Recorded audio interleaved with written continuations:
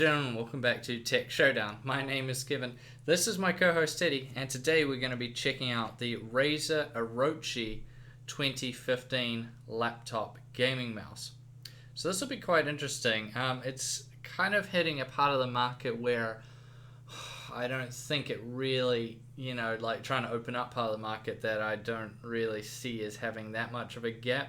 But what the hey, let's just check it out nevertheless. So this is wired with a very, very short cable. If you can see this, it's only 1 meter long or 3.2 feet, or wireless through Bluetooth 4.0 with no dongle. So that's quite cool, because I always wondered, if you're having the wireless mouse and you got to bring the dongle with you as well, and you can lose it too. So that's quite cool.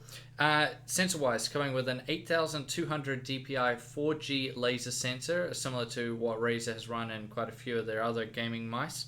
Has a 1000 Hz polling rate when it is wired, or a 125 Hz polling rate when it's in wireless mode. Now, battery-wise, so you take off the top. If you grab down the bottom and lift it up, it just jumps off very easily. You'll see that it takes two AA batteries. Now, with two fresh batteries in it, you should get about 60 hours continuous gaming battery life. So that's pretty impressive there.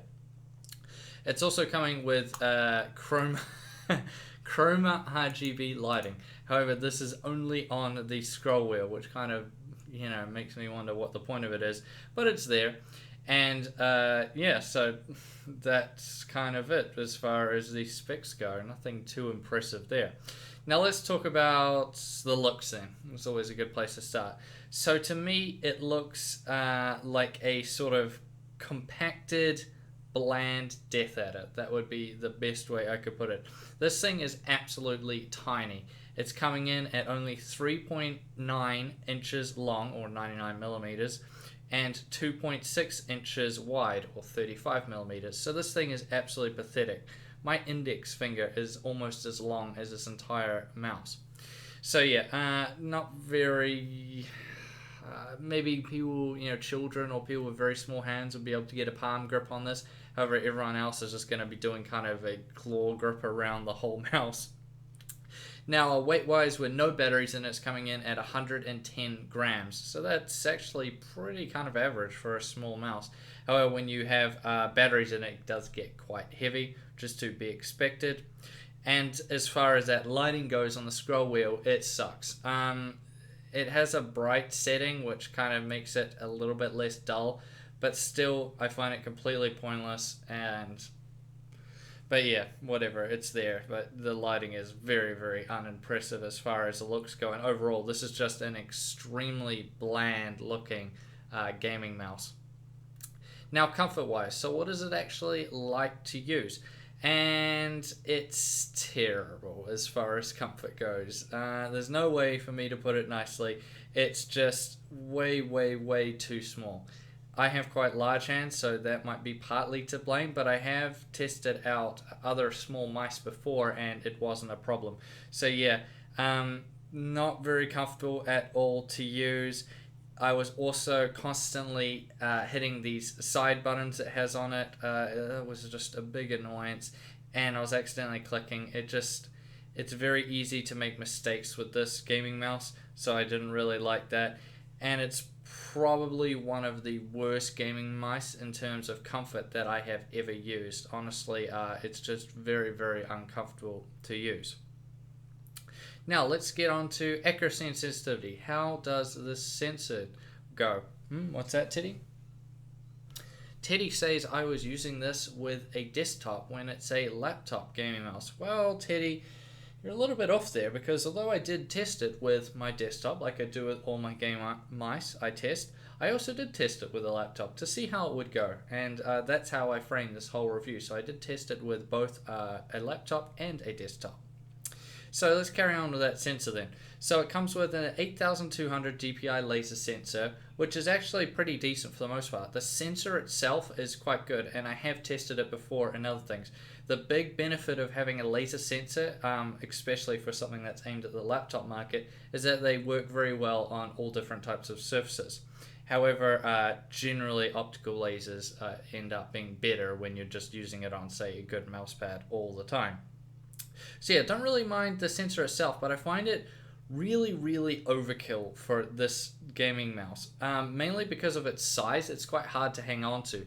And being a laser sensor, it's a bit sort of out of control to use. It's very hard to describe for you guys, but that's kind of what it's like. It's just a bit all over the place. Wasn't really a big fan of it. I usually set my DPI to like 3000, but I had to drop it down to like 2500 or 2000 because it just felt so out of control. So yeah, I don't know, it just didn't feel very accurate to use. Not necessarily being the fault of the sensor, just more the design in general. That's how I would put that. Now, buttons in the scroll wheel. So the right and left click were actually surprisingly good on it. I think these would take in the switches from the Death Adder because that's what it feels very similar to, but don't quote me on that. So yeah, they felt pretty good for the most part. However, it's let down massively by the scroll wheel, which is probably the stiffest one I have ever tested, bar the G502 when you have it in clicky mode. It's just so stiff to turn, and I was just not a fan of it at all. It felt horrible. The side buttons as well, because this is an ambidextrous gaming mouse. The side buttons are just really in the way. The sides on it are so short that there's no way that you can grip it without probably accidentally hitting one of those buttons, especially if you have larger hands like me. So yeah, I found the inclusion of those side buttons to be a big hindrance and more of a curse than a blessing. So I would have rather them just left them off entirely out of the gaming mouse. As far as additional features go, I did test it with its wireless. I tested it out and it was okay. I mean, it does an alright job. But at times it could be better. I'll put it that way. They could have done a better job, but it's okay. Now, as far as software goes, it's coming with the Razer Synapse software, which out of all the peripheral software, which I've used, and I've used it all, it's probably one of the best. The only thing wrong with it is that it requires 1 million updates. But as far as usability and ease of use goes, it's fantastic. So I really do like the Razer Synapse software. It is very good to use. Which brings us now to the conclusion. And what do I think of the Razer Orochi 2015? So as far as looks go, I think it's really, really bland and boring and not very good looking at all. As far as the comfort goes, it's uncomfortable to use. It's way too small. I don't see the big benefit of going to like a 3.9 inch gaming mouse when you could just make it 5 or 6 inches. I mean, is someone really going to be like trying to put this in their bag and be like, oh god, I can't fit, like my standard gaming mouse won't fit in my like laptop bag. I have to like buy this tiny one to go in instead. Come on, like just think, guys. So comfort wise, it was terrible. As far as the buttons go, it was okay though. That was pretty good. The right and left click were good, and the sensor itself was okay. Just the letdown was horrible. Side buttons having a bad design and just a terrible scroll wheel. So honestly, when you bring price into it as well, in New Zealand this is going for $150, and that is very expensive. I do understand that it is a wireless gaming mouse, that always does chuck up the price quite a bit more, but it's just not worth it. There's no way I can recommend this to anybody. Honestly, stay away.